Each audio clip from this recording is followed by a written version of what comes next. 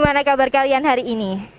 Hari ini, Bu Vivi, Bu Dian, dan Bu Dita akan mengajak kalian ke beberapa lokasi yang berhubungan dengan peristiwa pertempuran 5 hari di Semarang.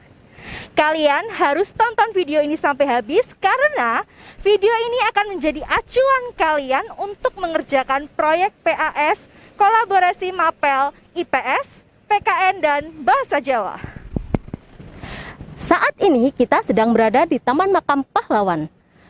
Taman Makam Pahlawan Gede Tunggal merupakan tempat peristirahatan terakhir Dr. Karyadi, yang merupakan salah satu pahlawan nasional. Nah, di lokasi pertama ini kita akan bersama-sama berziarah dan juga berdoa di makam Dr. Karyadi sebagai bentuk penghormatan kita terhadap jasa beliau karena telah mempertahankan kemerdekaan Indonesia. Selanjutnya, mari ikuti perjalanan kami.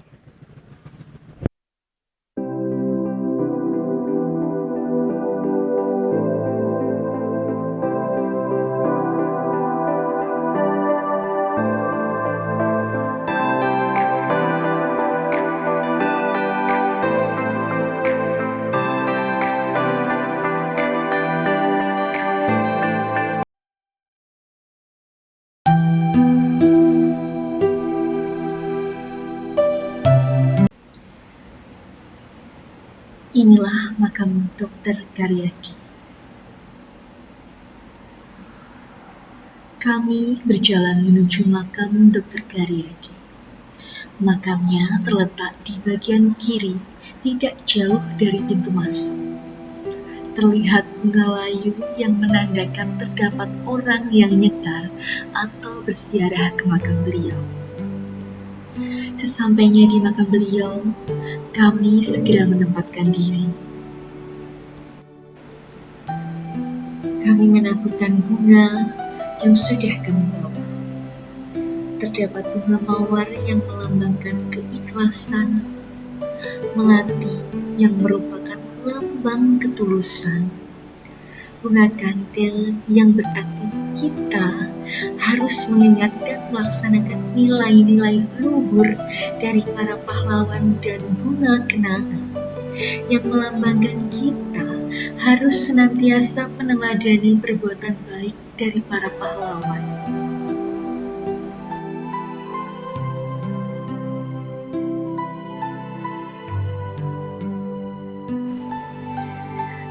Kami juga membawa dan menyiramkan air mawar.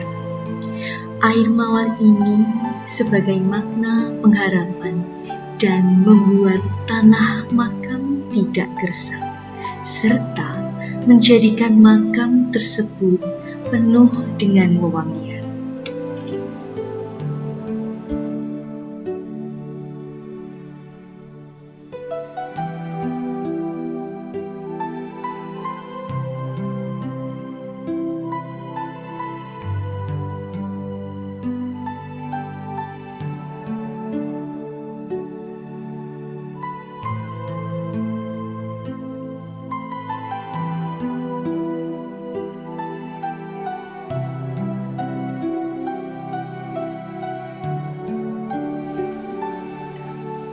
Tak lupa kami mengirimkan doa untuk Dr. Karyadi dan para pahlawan yang sudah berjuang untuk negeri ini sebagai bentuk terima kasih kami.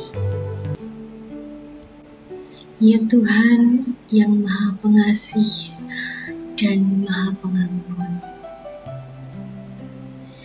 ampunilah dosa-dosa Dr. Karyadi dan para pahlawan yang telah mendahului kami. Tempatkanlah para pahlawan tersebut di tempat yang terbaik di sisi-Mu Tuhan. Dan juga berikanlah kami kekuatan, kesabaran, dan petunjuk-Mu sebagai penentram hati untuk meneruskan cita-cita perjuangan pahlawan kami. Karuniakan kepada kami menjadi pahlawan masa kini, untuk memelihara dan mengisi kemerdekaan, mewujudkan bangsa yang berdaulat, martabat, dan mandiri di bawah naungan rahmat. Amin.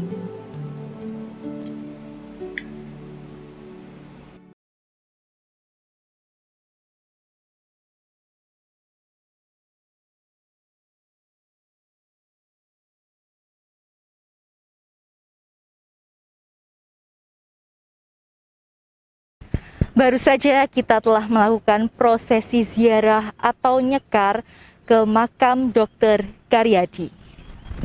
Dr. Karyadi adalah seorang pahlawan nasional Indonesia yang berasal dari kota Semarang.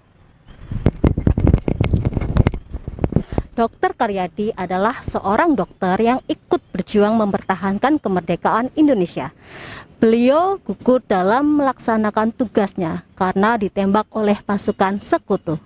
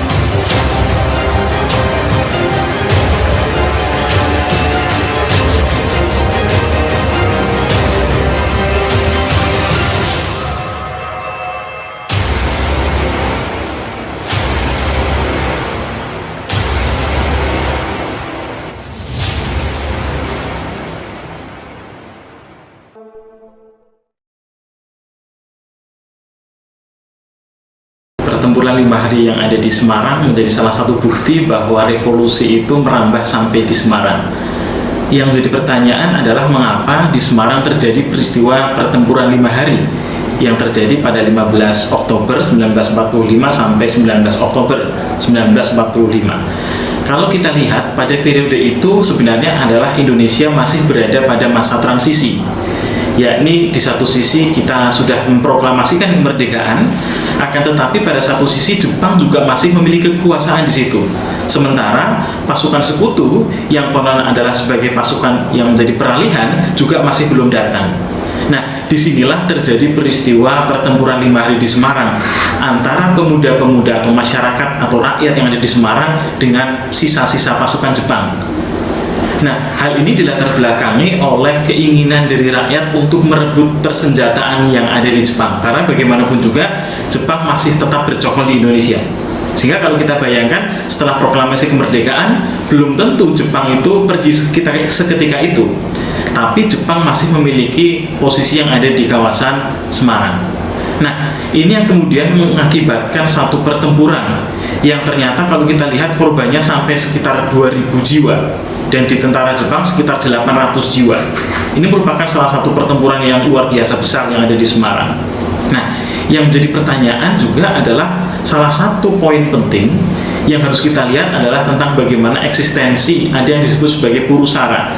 Purusara ini adalah rumah sakit Karyadi sekarang, pusat rumah sakit rakyat.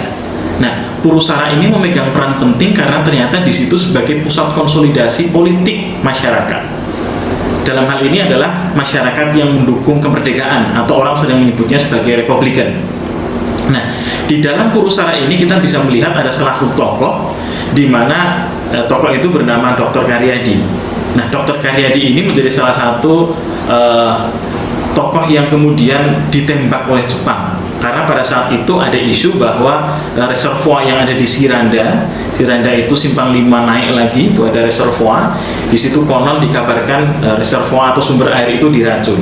Nah, kemudian Dr. Karyadi sebagai salah satu dokter dari Purusara atau sekarang di rumah sakit Dr. Karyadi itu mengecek. Nah, akan tetapi yang menjadi permasalahan adalah Dr. Karyadi itu ternyata ditembak oleh pasukan Jepang. Nah, inilah yang kemudian menimbulkan satu gejolak, menambah panas situasi pada saat itu. Nah, kemudian yang harus kita ambil dari pelajaran pertempuran 5 hari di Semarang ini adalah bahwa pada saat peralihan kekuasaan, kita masih bisa melihat ada kedudukan Jepang yang belum menghilang dari kawasan Semarang. Nah, sehingga rakyat Indonesia, salah satu pemimpinnya itu adalah Ibnu Parna, itu melakukan suatu gerakan untuk melakukan perlawanan terhadap Jepang. Nah, perlawanan itu mengemuka dengan adanya pertempuran 5 hari di Semarang.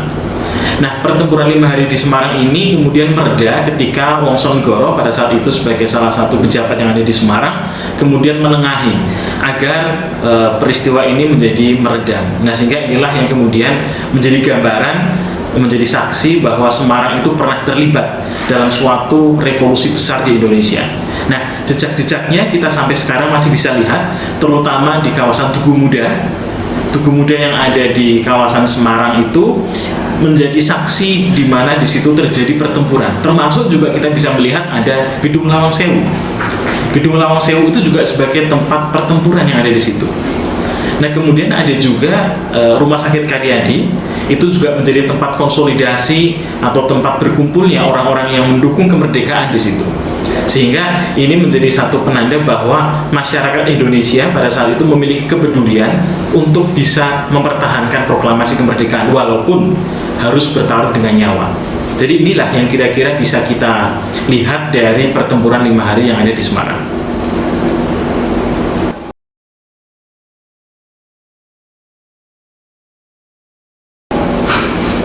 Oke, Dr. Karyadi ini menjadi salah satu tokoh sentral walaupun tidak terlibat secara langsung dalam pertempuran.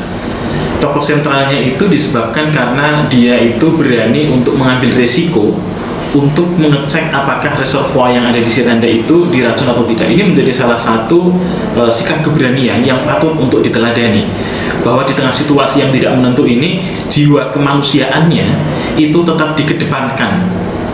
Karena dia bisa saja bersembunyi atau tidak keluar dari rumah, akan tetapi karena dia memiliki rasa kemanusiaan yang tinggi, sehingga dia berani untuk mencoba mengecek, melihat apakah kemudian memang benar di reservoir Siranda ini diracuni atau tidak. Karena bagaimanapun juga reservoir Siranda itu menjadi salah satu sumber air bagi masyarakat yang ada di kawasan Semarang.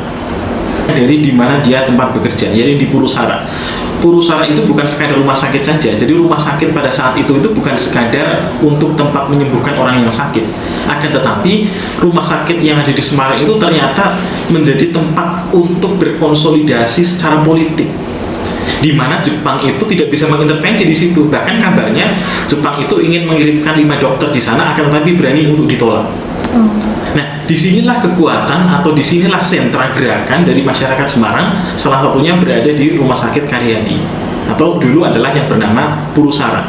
Jadi di situ adalah tempat berkumpulnya tokoh-tokoh politik untuk berkonsolidasi bagaimana peralihan setelah kemerdekaan, termasuk juga ketika kita mengalami proses revolusi. Jadi Purusara itu menjadi tempat berkumpulnya tokoh-tokoh Republikan. Karena pada saat itu kita kan bisa melihat ya, ada negara-negara bagian, ada kawasan-kawasan yang kemudian diduduki kembali oleh Jepang, oleh Belanda, ya. Nah, akan tetapi yang menjadi menarik adalah ternyata ketika berbagai kawasan itu diambil alih oleh Belanda melalui ada perjanjian Renville, terutama di kawasan Purusara ini masih diakui eksistensinya, dan disitulah menjadi tempat berkumpulnya tokoh-tokoh pergerakan. Nah, disinilah yang kita lihat di sini menarik bahwa ternyata rumah sakit itu memiliki bukan hanya fungsi untuk kesehatan, akan tetapi juga fungsi yang berkaitan dengan sosial politik, terutama juga fungsi untuk mempertahankan kemerdekaan Indonesia.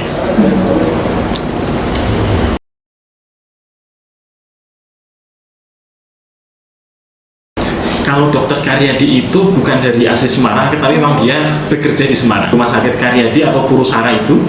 Dan kemudian kita bisa melihat kalau saat ini keturunannya pun masih ada, tetapi dia menjadi seorang dokter di Unpad Pajajaran di Bandung, ya, Hasan Sadikin kalau tidak salah, Rumah Sakit Hasan Sadikin. Jadi beberapa waktu yang lalu sebenarnya dari tim pengusulan gelar pahlawan Jawa Tengah itu sudah mengusulkan Dr. Karyadi.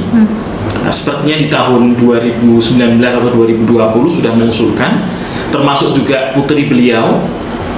Jadi bagaimana diusulkan sebagai pahlawan nasional, akan tetapi memang masih belum diloloskan untuk tingkat nasional.